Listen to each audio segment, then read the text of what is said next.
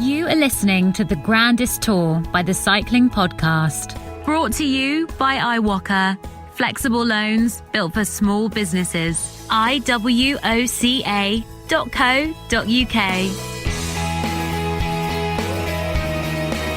Hello, my name's Richard Moore, and tonight I'm joined by LB. Hi, my name's Lionel Burney. Oh. LB. Oh, hello. Two LBs. I'm Giro Rosa stage winner, Lizzy Banks. Oh, yes, dear. excellent. Yes, well, Lionel Burney, everyone knows Lionel. Lizzy, you're joining us tonight, one of our guest presenters. You present service course for us as well, and you've got a sideline as a professional rider yourself. Well, we had the very sad news last week about your team. Equipe Paul K is no more. You are currently, I guess, between teams, but you have a new team for next year. You can't tell us yet who it is, but you'll be continuing the peloton next year. I will be continuing in the peloton next year. I can't tell you yet, but I can assure you that the Cycling Podcast will be the first to know when everything is signed, sealed, and ready for next year. But it's been a hard time, but it's exciting. Looking forward to next year. Absolutely. Well, yeah, hopefully that'll coincide with one of your days joining us on the podcast, on our coverage of the Giro and the Vuelta. You are rotating with Francois Tomaso and Ian Boswell, and we've got you lined up for quite a few stages. Lots to talk about today. We didn't think there'd be a lot to talk about today, but there is. An unusual kind of drama in Italy at the Giro, and the Irish celebrations continue in Spain at the Vuelta. Second consecutive Irish stage win over there. And we're going to hear from some of our audio diarists today as well on exactly what happened at the Giro today. But what are the headlines from the day, Lionel? Well, the headlines, I suppose we start with last night and the news that there had been an adverse analytical finding, in fact, for the Italian rider Matteo Sbriafico of Vini Zabu for a substance called Ostarine, which I gather has been, well, it's similar to an anabolic steroid, and I gather it's been used in sports like mixed martial arts and things that I'm not terribly au fait with. So Sbriafico is out of the Giro, of course, and we probably would have talked about that a bit more had today's stage of the Giro not been quite so extraordinary. It was supposed to be 258 kilometres from Morbegno to Asti, but after 3 consecutive 6-hour days for the riders, 6 hours for the winning riders. I mean, riders who were sort of half an hour off the back had even more time in the saddle, and then you've got to add on the neutralised sections as well. We heard James Knox saying that he was on the bike 7 hours yesterday. Well, the riders didn't want to do 258 kilometres, and there was quite a to-do at the start. We'll talk all about this in part 1, but the upshot was that the stage was shortened to 124.5 kilometres, and it was won by the Czech rider Josef Černý, who was a very brief leader in the time trial stage a few days ago, a week or so ago. He rides for CCC, of course, and he got into quite a sizable break that went clear. Bora Hansgrohe were chasing pretty hard, but on their own, and they eventually gave up that chase, and the break got away and got a lot of time, and then there were several attacks and it all broke down, and Černý, a good time trialist, soloed away to win the stage. But it's all about the shortening of the stage. That's the big story of the day, and we will hear from some of our diarists, of course. And as you say, Rich, over in Spain at the Vuelta, a second consecutive victory for Irish riders. Yesterday, Dan Martin, of course. Today, Sam Bennett added to his collection of Grand Tour stage wins.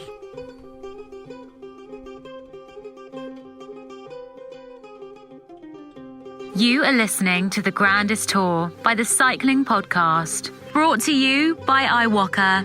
Flexible loans built for small businesses. Join 50,000 customers taking on life's twists and turns and scaling new heights with iWalker. If you run a business, find out more at iwoca.co.uk. iwoca.co.uk.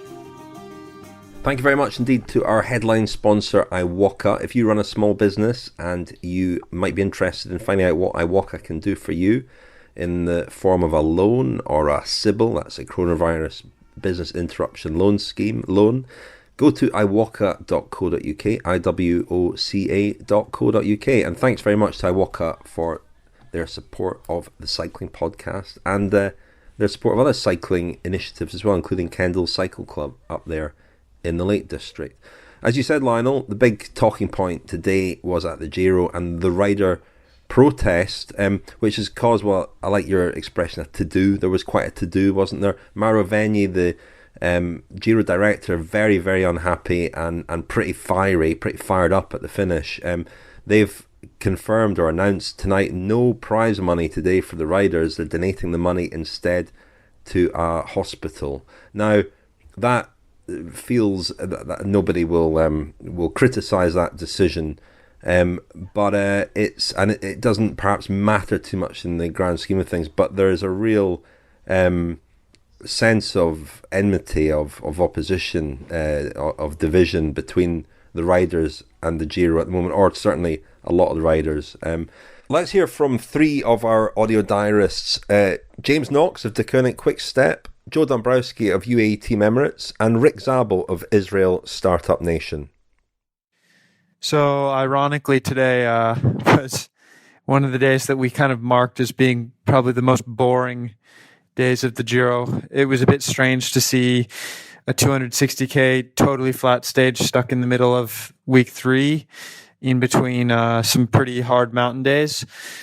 But in the end, it was actually a pretty interesting day in that I wasn't aware before the start that there was any talk about shortening the stage. I wasn't on the CPA WhatsApp group, but about an hour before the start, we got a message that was being talked about. Yeah, what happened? I think it's quite simple. We were sitting in the bus, looking outside. It was raining. It was quite cold, and we went to the start line. I think we arrived there 10 or 15 minutes before the start to do team presentation, and then there were already a few guys in the tent, and everybody spoke with each other and said that this is bullshit, because I did stage 16 was 6.5 hours, stage 17 was 7 hours. Yesterday up to the Stelvio with riding back from after the stage to the hotel was in total 7.5 hours. So today we were on stage 19, a stage which was 258 kilometer, with 4 kilometer from the bus parking to the sign-in, and 7k neutral, I think. So we end up something over close to 270 kilometer today, which is a joke, on stage 19 on the 23rd of October. I mean, that's my honest opinion. I don't know what Mauro Vegni and the RCS is thinking. Plenty to talk about today, as we all know. Been a roller coaster. It's really been a roller coaster today. Sat here pretty happy with how things turned out. I'm not going to lie. Won't hold back. Feel like this was a victory. Doing a stage like this, I mean, it was pen flat. It was boring like hell. Nobody wants to go on the breakaway. Nobody wants to chase. It was shit weather. Nobody wants to watch a race like this on TV. Just a very, very stupid stage. I mean, this is just 30 kilometers shorter than Milan-San Remo. You know, I guess to preface my thoughts, I don't know if it was the correct decision or not. I know it sounds like the riders started talking about it last night. But of course, the race route of the Giro was released, 3 months ago. So maybe it could have been raised then. As for why, this third week, now it's been altered due to the COVID situation. Tomorrow's stage is going to be shorter and less climbing. But, every day this week, the stage has been over 6 hours. And that's for the guys winning the stage. The guys in the Gruppetto, they're at 7 hours on the bike. We've had long transfers before and after the race. I think just about every day this week, our wake up time has been 6:30 in the morning. And then, you have 6 or 7 hours on the bike, another long transfer, and you're finishing dinner at 10 at night. And it gets to a point where, you have a 7-hour stage, but there isn't even time to get 7 hours sleep. And, I saw comments from fans that, well, I get up and work 6:30 every day. And yes, I understand that. But, in my opinion, the stages in this third week are just a bit too long. I'm not really big into politics and keep my head down, but as far as I'm concerned, there was a bit of chat yesterday already about, well, I think anyone who saw this stage in the road book when the race was unveiled, whatever, 5,500 meters days, just 6 or 7 hour days for the final week, and then this 255 transfer day just for no reason at all. It was a bit of just unnecessary. Yeah, the more and more riders came to the start line, more and more riders agreed that we don't want to race like this anymore. It's too much, it's too hard.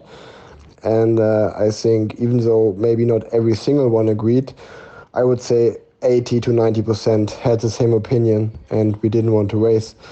And so we spoke with the CPA guy who was there, and we told them our opinion. Then the RCS came, and it was a big discussion, and we riders were one unit, and we said and told them, like, we're not gonna race, we want to make a sign here. And of course the Giro was in big trouble, but after all we went through, I think it was good that they noticed that they cannot do everything with us riders. We are not in a circus and we are not animals. That's just my opinion. We arrived at the start, everyone did the presentation, we all huddled in the little rider tent, having a cup of coffee, contemplating the day, 260 kilometers to go.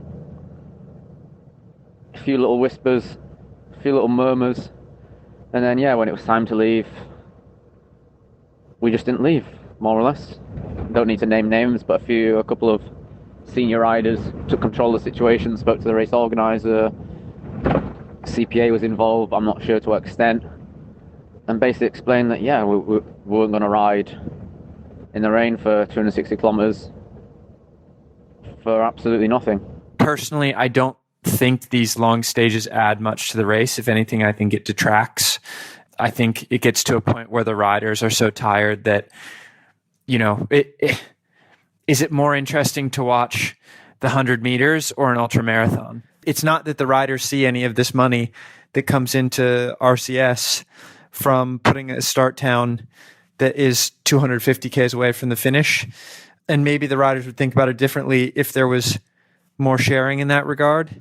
And for all the people who are calling us pussies or whatever, I think they never did professional cycling, or they stopped a few years ago and they forgot how it is to be a professional cyclist. When people say, hey, we knew so long about the stage, it's true, but a Grand Tour is day by day, and especially this Grand Tour with the pandemic and also with the weather, it was day by day, so we could not decide it earlier.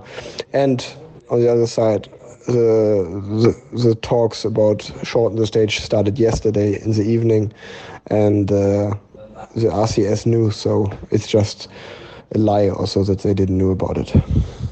In the end, I think it's better for everyone. I mean, I saw plenty of things written on Twitter, some rather nasty things directed at the riders. Obviously, the bike race is a show, but no one's kicking up a fuss over nothing. It's not, and today was never going to be exciting anyway. I mean, the best scenario of today's race was either a head-to-head sprint or a breakaway. Now that didn't change, and everyone saved a little bit of legs.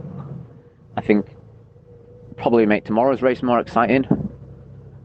I mean, people might think the race has been disrespected or whatever, but I don't know. I feel like surely having riders with enough left to get out there and race, and not just been shells of a peloton crawling around desperate to make it to Milan. Seems to be in everyone's interest. Yeah, when we were driving in the bus to the new start location, there was fans on the side of the road giving us the middle finger, spitting in the road. Obviously the Giro is very important in Italy. And here's the important bit. Started, flag dropped, we were full gas, you know. What a change in attitude.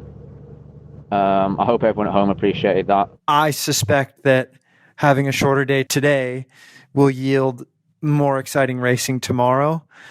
And I just think that, you know, within professional cycling, long days have their place, you know, with the monuments. I think having some big mountain days in the Grand Tours makes sense. But at some point, you know, you don't want to be detracting from the racing because everyone's so tired that, you know, you don't see attacks and you don't see explosive racing like you would otherwise see. Certainly I feel better now than I did at the start of the day, if that makes it any better for anyone. I've got now hopes and ambitions of being involved tomorrow instead of trying to survive. So yeah, that's my perspective on it. What we heard there from James Knox, Joe Dombrowski and Rick Zabel. I think we can hear from Mauro Vegni now, can't we? Arriviamo a Milano e poi qualcuno pagherà. We arrive to Milan and then someone will pay. Yeah, Vegni on the warpath, isn't he, really? We've not heard the last of this. I mean, it was interesting to get the perspectives of a couple of the riders. You know, I don't think the riders are totally united. We also heard from Jacopo Guarnieri. He sent us in a dispatch from today, and he doesn't really want to say what he thinks yet about the decision of the riders to protest today. And I think we can read into that quite a lot. There were rumours of some riders being unhappy at what some of their peers did. But some interesting comments from James and Joe. I mean, James said that he spent more time on his bike than hours asleep this week. He also talked about fans at the side of the road giving them the finger and spitting at the road, showing their disapproval. Dombrowski as well talked about the cumulative fatigue, the long days, the long transfers, the very short windows for rest, and that the riders don't really feel like stakeholders. So they don't have the same interest in whether towns have paid for the Giro to come as the organisation do. And I think I suppose one of the issues here is that the riders do, I think everyone can agree, do have quite a lot to complain about generally. The problem, I think, is that maybe they chose the wrong hill to die on today, because the distance of the stage has been known about for months. The weather wasn't as bad today as it has been. And I think that, unfortunately, people will look at it in isolation as a protest against today's stage in particular, whereas I think it's a more general protest about some of the demands that have been put on them at this Giro, particularly, in terms of the long days, the early starts, the long transfers on buses, as well as the long stages, and the bad weather in October. I think it's an accumulation of all this, but very interested to hear your perspective on it, Lizzie. I think it's always going to be a challenge, and times like today, they're going to be so divisive because nobody is ever going to be happy and there are so many different opinions. I do think that teams did have the opportunity to look at this stage and this final week of the race for, the last year now. I think I'm right in saying it's pretty much the same as it was going to be when the Giro was going to be back in May. And so they could have looked at it and they could have said, right, we've got 4 days back to back where we're going to be in the saddle for 6-7 hours. We've got 2 big fat mountain stages and then a 260 kilometre flat stage. Is this going to be a problem? We can look at the distances for the transfers. We can look at the time. Is there even going to be enough time for the riders to get enough sleep? No. Okay, well then we need to talk to the organiser and address this situation now. I know it's easy with hindsight to say all these things, but the men's teams do have the infrastructure and the resources to look into these things, and they do very thorough recons, so they really should know ahead of time. I'm not saying that if I were in that situation this morning that I would want to ride for that long in the rain and in the cold, but it was actually still double figures, I believe, at the start. And when they did eventually start on, a course that was less than half the distance of the original course, half of them weren't even dressed properly. They weren't wearing knee warmers, weren't wearing leg warmers. Some of them weren't wearing raincoats. They were only wearing arm warmers and kind of short sleeve Gabba type things. So, yeah, I think Oh dear. Sorry, Sunweb. Yeah, I mean, it's definitely an issue, and obviously the riders are tired, and I get that. It's really challenging. A Grand Tour is challenging. It's supposed to be challenging. You're supposed to be really on the edge, and it's the strongest man that makes it through and wins the race, and that is all part of it. And I don't know. I don't want to pick a side here, but yeah, I mean, the whole situation was a complete mess this morning. It really was. And now there are so many unhappy parties that it's really a bit of a disaster. Yeah, I think that's the most unfortunate thing about it, is that this could have been an opportunity for a little bit of unity, a little bit of clear-headedness, but in defence of the riders, they are fatigued, and it's unreasonable to expect them to put together a coherent argument and an alternative plan at 11 o'clock the night before a stage. I completely get your point, Lizzy, about they've known for a year about the stage. Just to go through the UCI rules, the maximum distance for a stage in a UCI World Tour stage race is 240 kilometres according to the UCI's rule book, and the maximum average daily distance should be no more than 180 kilometres. Now, when the route was originally unveiled last year, about this time last year actually, this stage was supposed to be 253 kilometres. Then when they did all the detailed work putting the route together, they realised it was going to be 258 kilometres. We know that race organisers sometimes take liberties as well with neutralised sections to get in, inside the regulations. So sometimes, although it wasn't quite the case today, sometimes, there can be 20 odd K of neutral. I have some sympathy with the organisers because they are balancing so many different aspects. They wanted to have a stage finishing at Laghi di Cancano yesterday. They want to go to Sestriere tomorrow. The distances between those two have to be covered somehow. There will be contracts with Morbegno and Asti for the start and the finish that have to be honoured, and that will undoubtedly be, we haven't had confirmation, but that will undoubtedly be why the riders got on their bikes, did around 12 kilometres just to go through the motions, really, perhaps give the Giro's organisers a better chance of making the contract stick and getting the money from the host town. But the situation is unsatisfactory because really there's just no cohesion, no organisation, no real voice for either the riders or the teams, and it always falls on the riders to basically withdraw their labour, which is what they did today. And so they take the flak. They get the middle finger from the spectators who are disappointed. They get the criticism from the media. And I think that you have to, in this case, look at the broader picture. We're at the end of a very strange year. Riders' training had been disrupted for 3 months perhaps. They went without proper racing for longer than that. Now we've got this absolutely jam-packed season where some guys in this race have had a couple of weeks between the Tour de France and the start of the Giro, and then the race in ordinary times, what is a very challenging final week. I think I'm not surprised really that the riders decided that it's just a step too far. 6 hours on the bike for each of the last 3 days. It would have been more than that today, especially if they'd gone slow. I mean, they could have been out there for 7.5 hours or so, couldn't they, if they'd decided that they were going to do the full stage but take it easy. And I suppose we're left in a situation where I agree with all the points you've made, Lizzy, and I agree with your point as well, Richard. It was an unusual one to take the most drastic action on. I mean, you mentioned before we started recording, Rich, the incident with the helicopter right at the start of the race on stage 4, which caused a rider to pull out of the race injured. I mean, that would... Luca Wackerman. That's right. Yeah, and I mean, there are occasions where you would like to see the riders make a stand, and they don't. And, again, I mean, I do have sympathy for the organisation too, and especially I have more sympathy also for towns and villages along the route that would have been getting geared up prepared for the Giro, visiting maybe schools, doing projects and so on. But we talked about that incident on stage 4, and the riders and that team, Vini Zabu actually, they were scared to make a protest, and they didn't obviously have the backing of the other riders and teams, and there was a sort of lack of unity then.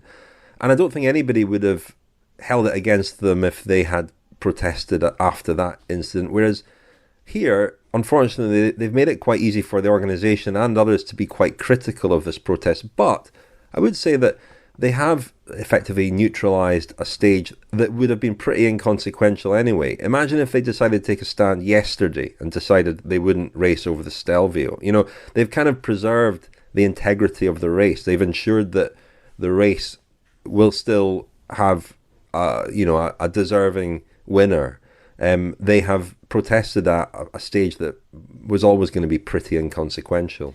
I think you really need to think about the role of the CPA in all of this, because the CPA is, or at least is supposed to be, the union that represents the riders. And when you're riding a Grand Tour, you are so absorbed by it that you are completely exhausted. And things happen all the time. You have moments where to say you're close to death is not an exaggeration. You have a crash or somebody nearly hits you with a team car, or I don't know, crazy things happen all the time. And then you just move on from it and you forget about it because you've got so much more to focus on and so everything else in the race to focus on. So this is where the role of a riders' union needs to come in and should be so important, because you should take these incidents like the incident with the helicopter, and the riders, as they did on stage 4, they all took to social media and they all said, this is completely not on, this shouldn't be allowed to happen. And then they need to go to the CPA, or the CPA need to take the responsibility to say, right, obviously there's a situation here that the riders aren't happy with, we're going to take it up, and then we're going to take it to the UCI, because you can't really expect the riders to, I don't know, launch an inquiry or write a letter to the UCI when they're in the middle of a 21-day stage race. They've got so much other stuff to focus on.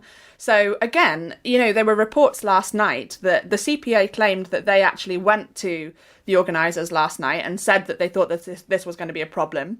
Mauro Vegni, he absolutely denies this. He says that he didn't know anything about this until today. They received no request yesterday. He said, we didn't accept the riders' proposal, we suffered it, and this is what happened when the riders don't show up at the start, and so now someone will pay. So now, because of this kind of lack of communication and maybe lack of responsibility on the part of the CPA, that has just led to another situation where everybody's so unhappy. So can you expect the riders to do everything when they've already got this stress of a 21-day stage race? No, I don't think you can. I think it's also the responsibility of the teams and the union, the CPA. Yeah, I completely agree with that. I mean, if there was there was enough trust between the riders and the body that is supposed to be representing their interests, then somebody slightly detached from the race, but looking after the riders' interests could have made a strong representation. I mean, we did slightly mock Jonathan Vaughters and his open letter last week when he called for the Giro to be stopped on the just before the second rest day, so basically have a 2-week Giro. He was making that case on the basis that the coronavirus situation was starting to escalate a little bit out of control again, and worrying about the safety of riders and staff. But if there was somebody who had made a strong, clear, point-by-point representation to the organisers last night and said, look, this is what we're prepared to do. I don't know, we'll honour the start, we'll get into the buses, we'll cut out 100 kilometres and then we'll race properly. But this is one stage too far at this length if you want us to race properly in a showcase stage on Saturday.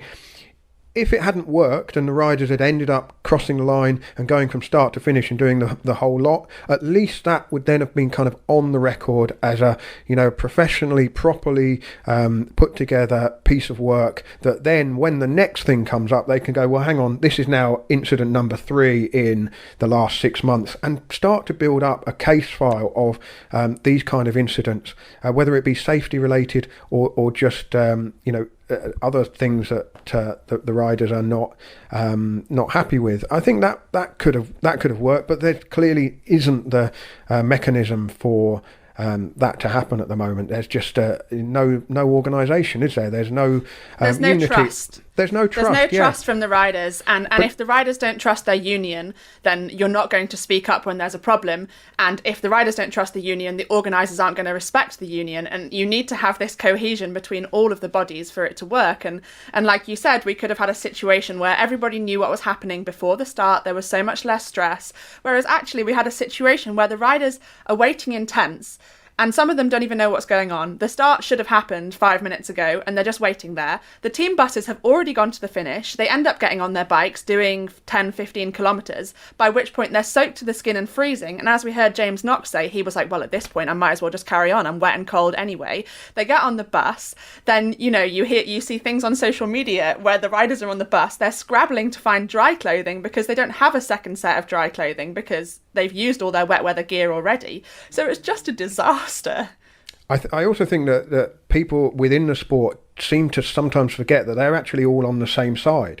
The teams, the riders, the race organisers, the broadcasters, they're actually all have the same interests. And all that happened today was the sport was brought into disrepute, and there's finger pointing, and the riders eventually carry the can again. I mean, one thing we haven't even mentioned is COVID, and that being part of the backdrop to this race and this season. And that, there have been grumbles about the COVID protocols at the Giro. That will have also caused stress and anxiety. And the UCI, in drawing up this calendar, they've asked a lot of the riders and the teams. It wasn't particularly well thought out. It was putting a huge burden on them. And I think they've cracked. And I don't think it's, of course, they knew about this stage a year in advance, and they knew about the course when the Giro was announced for October, and they had a broad idea of what the weather would be like, etc., etc. But they didn't know how they would feel on the morning of the 23rd of October when they woke up. They didn't know the detail of all the bus transfers, the time they would spend, getting up at 6:30, spending 2 hours in a bus to the start, another 2 hours after the stage. And so, I think a protest a month or so ago wouldn't have had any impact. The only time they can, as you said, Lionel, the power they have is to withdraw their labour.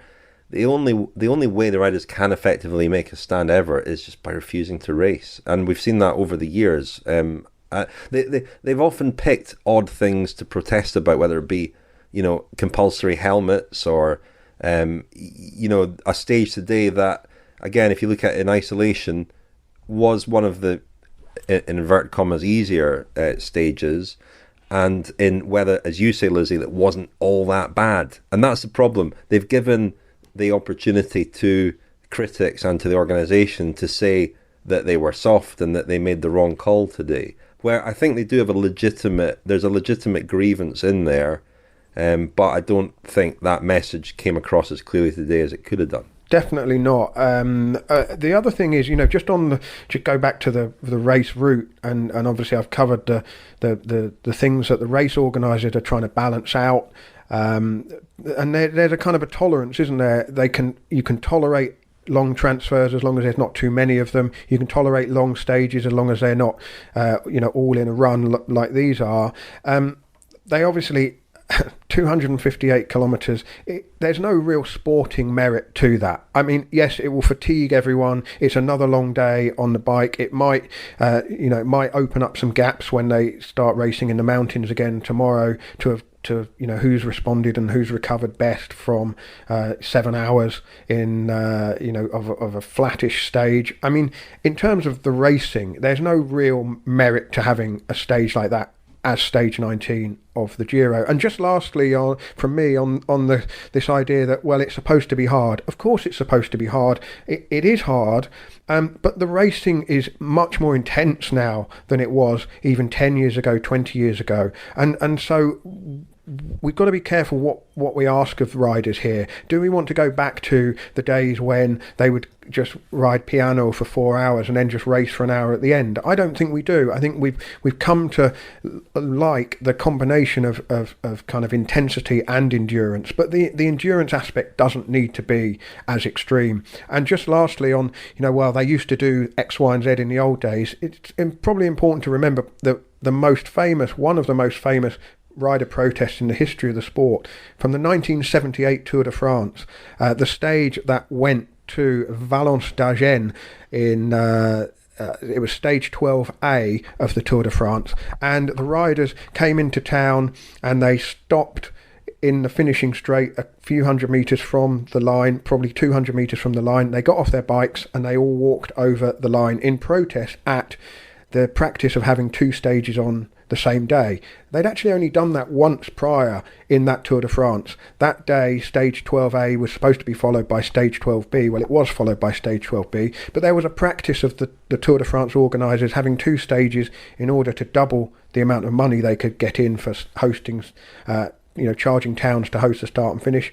And they were asking riders to do 250 plus kilometres by doing two stages. Now, it took a few years, but that practice was basically outlawed and done away with because, well, yes, it gave you two sprint finishes, but it also cut down recovery time for the riders, and probably rightly, it wasn't something that you really need to make the Tour harder.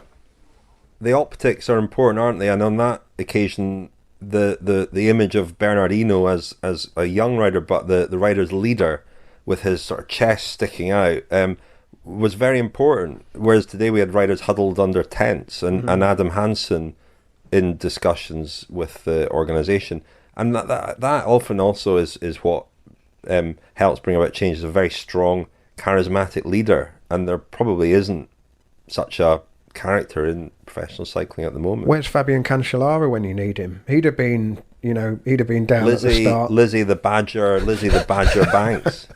But I think in women's cycling, we don't. Maybe you do have voices that will be heard, but I don't think you have voices that will be heard by the organisation because it's so different. We don't really have the power to actually make any difference in a race. We can speak out and we can say in the media that something's not good enough, but really it's a completely different business with women's cycling, and there's so little money in it that trying to get something to change when you think it's not good enough is impossible, as you can see with the Giro Rosa and the state of the roads. And from day one we said it was atrocious, and nothing, it's not like any of the stages got rerouted or anything. We just had to deal with an absolute mess. And, some of the roads that the boys were riding on in this Giro, and they said it was a mess. And I was like, guys, you have seen nothing. You should have seen what we were riding on. Well, I was going to say, Lizzy, your diary from the Giro Rosa was a great listen. That we released that recently. But you also, gave a few interviews about it, and your voice was certainly heard. And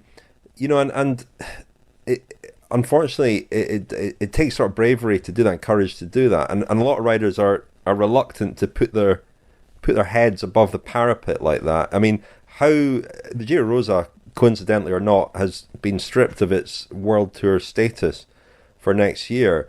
I mean, how do you feel about that now? About being a voice, about being somebody who is not afraid to express some pretty strong opinions in the media, and does that help you or hinder you as a rider? I'm not sure whether it helps or hinders, but I mean, I've always been someone who believes so strongly in fairness and equality and in doing the right thing for whatever situation, and I apply all of that to bike racing and to whatever situation might arise on the road, whether it's fairness in a sprint or whether it's whether or not we should be racing. And I don't know. It's really tough. I don't know. Yeah, I mean, I've had a lot of media attention off the back of saying that, the stuff that I disagree with in the Giro. Obviously, the Giro Rosa has been downgraded now. I think it's hard because when you downgrade a race, Omloop Het Nieuwsblad, for instance, is a 2.1. It's not even 2.0 Pro or World Tour, but it's treated like a World Tour race because the riders go and they make it a World Tour race. So if the riders still go to the Giro Rosa, it's still going to be the marquee event because we don't have anything else that's stepped up to that level or kind of has the prestige or whatever yet. I think that it probably was the right move to downgrade it, because really the safety standards were not good enough. The organisation was not good enough. You know, we had situations where you didn't even know where you were finishing in a stage partway through the race. And one stage I found out, 20, 30 kilometres away from the finish from the team car where we were finishing, and he showed me some pictures on a phone out the window. So, I mean, yeah, it's not really good enough. And things need to change, but I don't know who's going to take the responsibility to actually do that. I really don't know. The Cycling Podcast is supported by Science in Sport. Science in Sport, fueled by science. Thank you very much to Science in Sport for their support of the Cycling Podcast. Very grateful to them. And if you want your 25% off all your Science in Sport products, go to scienceinsport.com, enter the code SISCP25. I used a few Science in Sport products today on my epic training ride. How long was it? I did a tough 258 kilometres. I can't get 250 plus neutralised section. Yeah.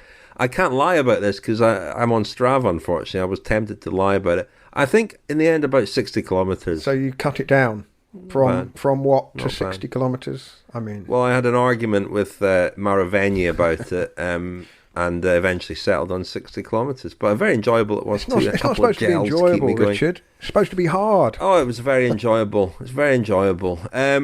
Anyway, while we've been chatting, we've just received another view from a rider, and it is a different view. So we thought we'd play it. Cesare Benedetti of Bora Hansgrohe. And about what has happened today at the start, we Bora Hansgrohe think that it was too late to take such a big decision. We cannot wait until a couple of hours before the start to start a discussion about this topic. The Giro route was presented some months ago, so there was time enough to discuss it if it was necessary. So Cesare Benedetti of Bora Hansgrohe there. Interesting that he's speaking for his team when he makes his view known that he felt it was all a bit too late and a bit shambolic. But he was a factor in the stage as well. He was the last man into the breakaway today, only to then puncture, unfortunately. So he lost his chance to contest the stage. And we haven't spoken about the stage at all, Lionel, but a very good win and a much needed win by a rider who is out of contract. Yeah, I mean, there was the break, wasn't there? And then it hovered around sort of a minute and 30, and Bora Hansgrohe obviously had riders, 3 or 4 riders on the front of the peloton trying to close the gap. It didn't get any help from anybody else, and people might have been wondering why Groupama FDJ didn't lend a hand, seeing as a likely sprint finish would also have favoured Arnaud Démare. But of course, Démare's got a handful of stage wins already, and probably more interested at this stage in getting the Ciclamino jersey for the points competition wrapped up. And if there was a sprint and anything went wrong, he could have crashed or had a mechanical problem and hand Peter Sagan the opportunity to close that gap or perhaps even overtake him. And so it was left to Bora Hansgrohe, and as I said right at the start, they gave up the ghost when it was obvious that they weren't going to get the break back. It was sort of a dozen or so against 3 or 4, and the numbers weren't going to work out for them. And then Czerny, the rider who got the stage victory, and it's very, very late in the year, but whether that will lead to somebody making him an offer for 2021, we'll have to wait and see. Well, we're going to go to the Vuelta, but our bridge to the Vuelta is going to take us back to the Giro. Daniel Friebe, our man at the Vuelta, a bit more preoccupied today by what was going on in Italy than what was going on in Spain. Let's hear from him now. Evening, chaps. Evening from the Vuelta. As you can probably imagine, I have been paying a little bit more attention to the Giro, I think, today than the Vuelta, for reasons you can probably guess. My hot take, my instinctive reaction to everything that's been going down today. I think the manner in which the riders communicated their decision, the unilateral decision or desire not to race the first part of the stage was pretty inelegant. But then on the other hand, people usually do express themselves in a fairly inelegant fashion when they're tired, when they're angry and when they're emotional, which I think is the case for a lot of the riders at the Giro after a very hard final week and a difficult season. There was a bit of, I suppose, triumphalism in some of the messages, the statements I saw from riders. Finally we've shown that we can come together. Maybe an apology to the race organisers might have been also in order, but yeah, I do sympathise with them. I think the one misgiving I have is that they've known the route for a long time. We always knew there was a 258 kilometre stage in the last week, and they didn't know that the weather was going to be as poor as it was today, but they've known the forecast for 3 or 4 days, and I think discussions should have happened a lot earlier and should have involved all parties. And I winced slightly when I heard the accounts of the riders getting together in a huddle before the start today and simply not proceeding to the start line. And I can only imagine, well, I don't have to imagine because Mauro Veni's been very explicit about how he felt. Underlying it all is this sort of fundamental misunderstanding or miscommunication now about what a Grand Tour should be. I think I touched on this a few months ago in the podcast. There's a school of thought, a very romantic, sort of wistful school of thought, that Grand Tours still fit into the realm of endurance sport, and a Grand Tour is a grand journey around the country. And this is, some of the kind of rhetoric that gave birth to the Grand Tours 110 years ago.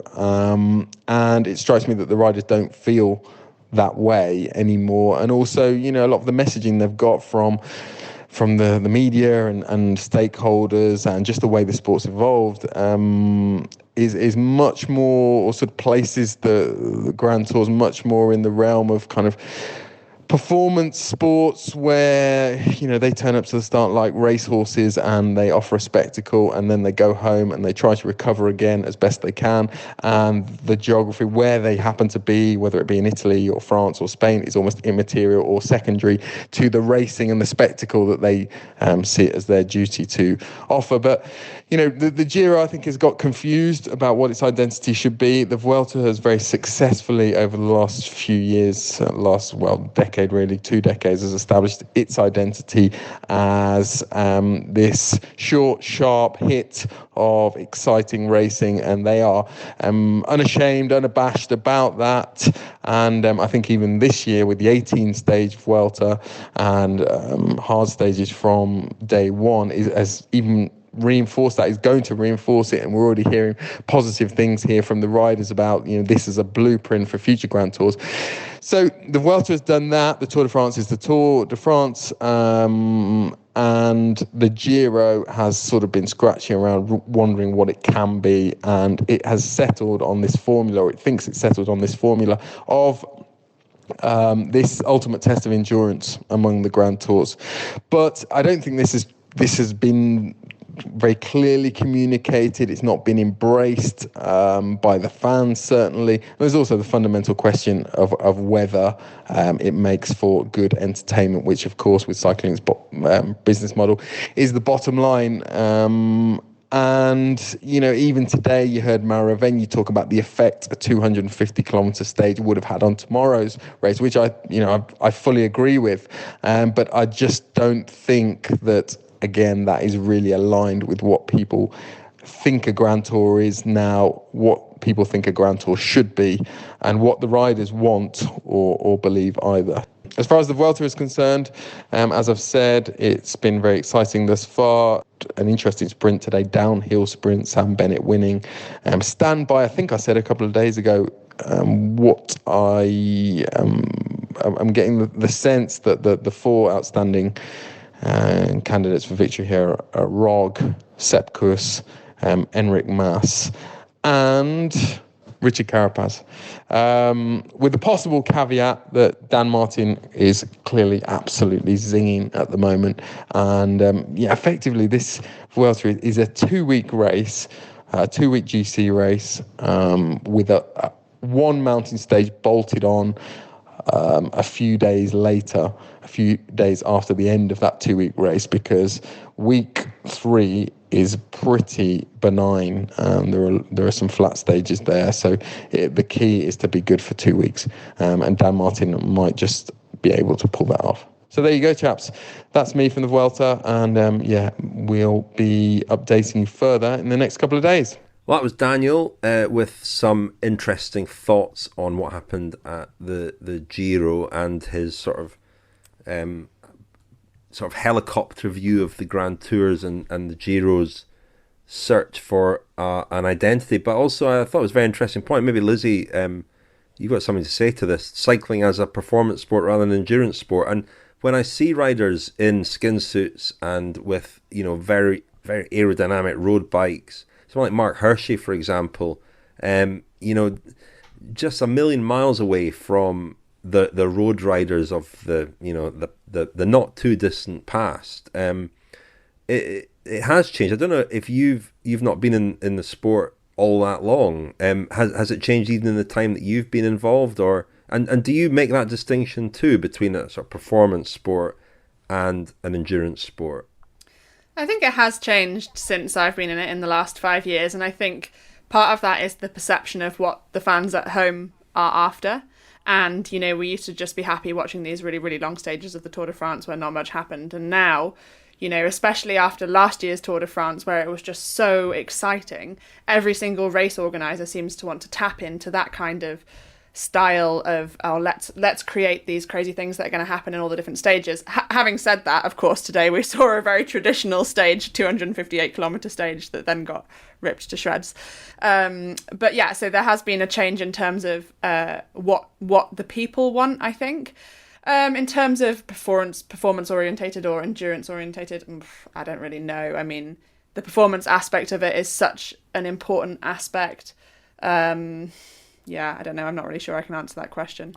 I think you make a good point there, Lizzy, about what the fans want and what the broadcasters want. And I do think that as all sports broadcast models are going through a period of change at the moment, I mean, pay-per-view is a big deal in football in the UK, and will become more so. I mean, that's just something they're dipping their toes into now. And I do get a sense that the broadcasters will be calling the shots to a greater degree in years to come, and what will that mean for races like the Tour de France, the Giro d'Italia and the Vuelta? Will we eventually do away with the flat stages? Will the pure sprinters like Marcel Kittel and Mark Cavendish be kind of consigned to the history books? Because what people want to see is punchy uphill finishes and tricky climbs that break things apart, and maybe the way the product that the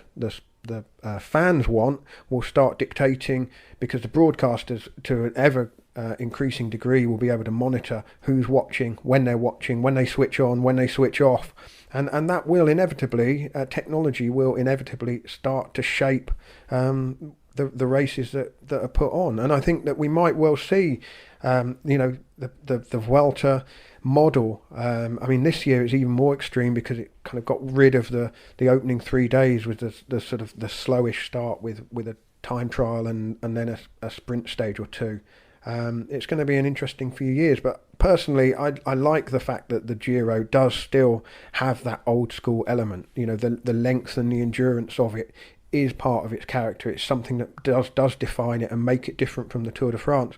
I just think that because of the year we've had, because of the time in the year it is, that perhaps somebody should have been thinking a bit more clearly about exactly what it was they were putting on.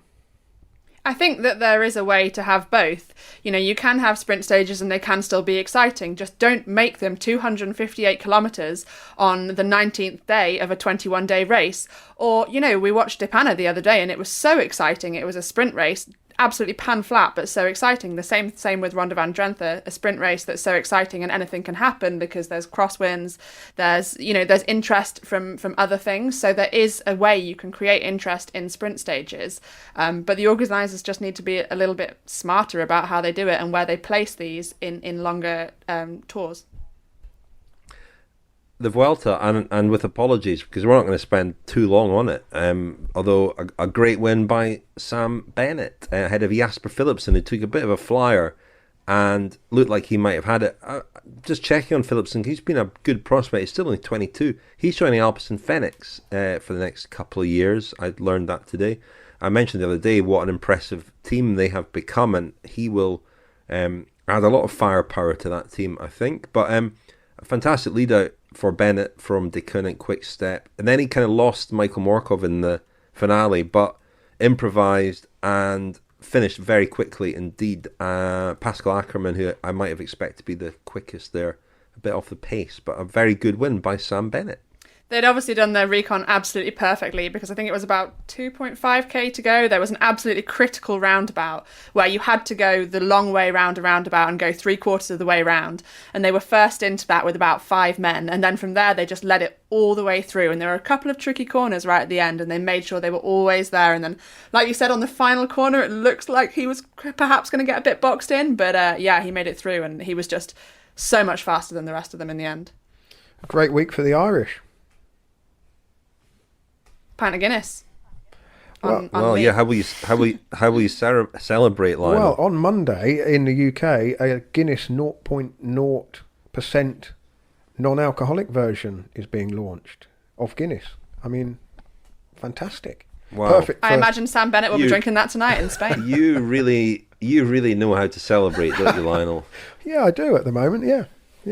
I'm quite looking forward to getting some.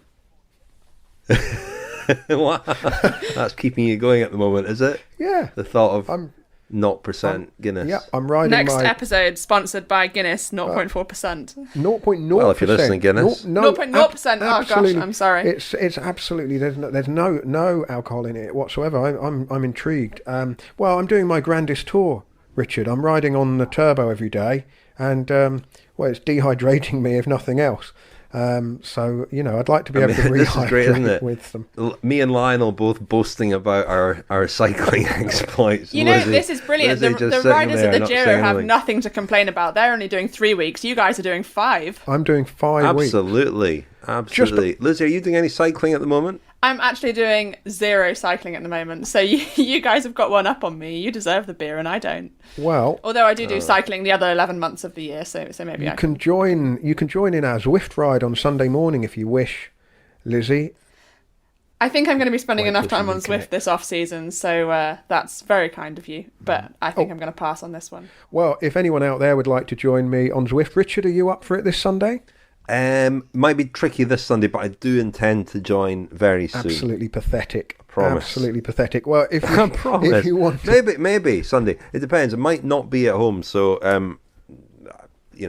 I'll see. Well, can I let you know a bit later on? Yeah, you can. Yeah. Well, I'm doing one of my cycling podcast meetup rides on Zwift on Sunday morning, 9:30 UK time. Check out our Twitter feed this evening for a link to apply to enter that, and.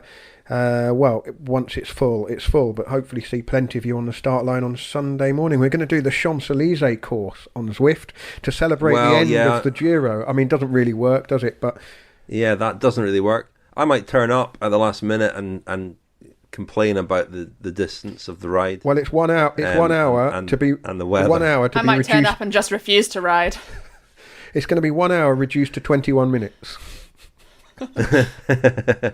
Excellent. Well, Lizzy, you're going to be joining us again in the coming days, I think, aren't you? You're doing a little shift now, so it's been great having you tonight, and lots more to talk about. Well, tomorrow especially. I mean, we should briefly look ahead to tomorrow's probably decisive stage of the Giro. Cause, big call that, Rich. What about the time? Yeah, I think we need to talk about it now, Richard, because I need to get my predictions in, because I want to tell you who I think is going to win the race, and I can't say it afterwards. Okay. So. No, you can't. Whether it's decisive or not will depend on the time gaps tomorrow night, really, won't it? But, well, what do you think, Lizzy? 3 times up Sestriere. Yeah, it's quite interesting because obviously this is a watered down version of what we had originally. And originally, you were going to be going over the Col d'Agnello at 2744 metres, and that was at 105k into 198. And then over the Izoard at 145k. So that could have really blown the race apart. We saw how Wilco Kelderman was struggling up the Stelvio. And was that partly the altitude? Possibly.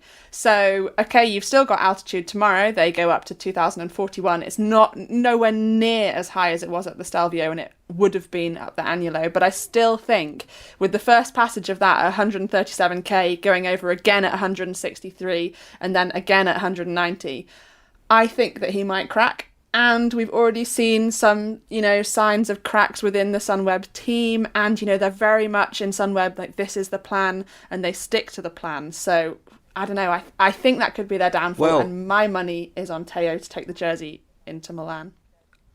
Well, if Kelderman does crack, then they won't have done the wrong thing yesterday. And we had a bit of a debate about that. There's been a lot of discussion about what the right thing to do. What's your view, Lizzie? Should Jai Hindley have waited for Kelderman? Absolutely not. It would have been the most stupid thing they could have done.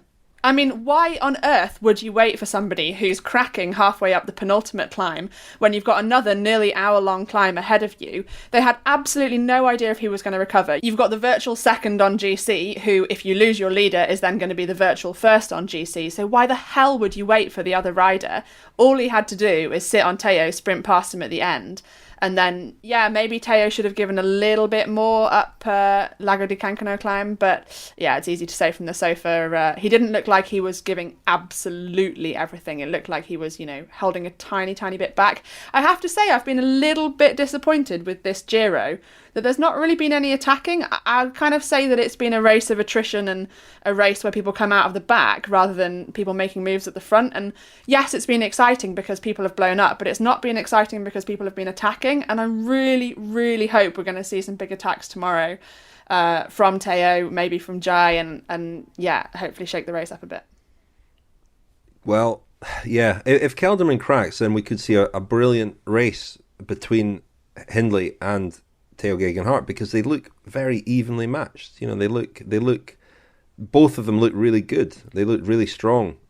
Yes, they didn't really look in trouble at any point, either of them, apart from putting on the rain jacket. But in the case of Teo's got Hindley. the benefit of the time trialling on his side, so Teo's going to want to go into the time trial with a buffer over Jai, so he's going to want to attack him, and Jai is going to want to have a buffer because he knows that he's likely to lose out to Teo in the time trial. So I'm really hoping for fireworks tomorrow, and I want to see those attacks that we've missed from, in the last 19 days. It all hinges on Kelderman, doesn't it? Mm-hmm. It all hinges on what happens to him and what kind of state he's in. The point you make about altitude is a very, very interesting one as well. So we'll see. I mean, it's tantalising. Can't wait to watch it. And you'll be joining us again tomorrow night, Lizzie, to sort of chew over the bones of what happened and look ahead to Sunday's final stage. Thanks for joining us tonight, though, Lizzie. Thanks very much. Thank you, Lionel. Thanks, Rich. Oh, just thank before yous. we go, sorry. Yeah. Sorry. Got to say thank yous to friends of the podcast. We don't have to. I mean, we choose to. We do so because we like to say thank you. Because we're very grateful to them, and we've thanked them very much for their support. Thank you if you've signed up as a friend of the podcast at thecyclingpodcast.com. From me, a big thank you to Rhys Lewis, Wesley Cedros, Colm Roach, Neil Garrity, Bill Jessup and Dan Rees. And a big thank you to Alistair McPhail, Bob McPartland, Dominic Brooke-Reed, Christopher Bracewell, Michael Woods and Dan Jones. Michael Woods? Who knows? Dan Jones, as of backstage pass fame from Mitchelton Scott. Michael Woods of EF Pro Cycling, maybe. Taking time out from riding the Vuelta to sign up as a friend of the podcast, possibly. Or if it's another Michael Woods, thank you very much to you also. And from me, a huge thank you to Rob Crawford, Martin Neal, Sam Evans, Sam Frost, James Powell and Glyn Roberts.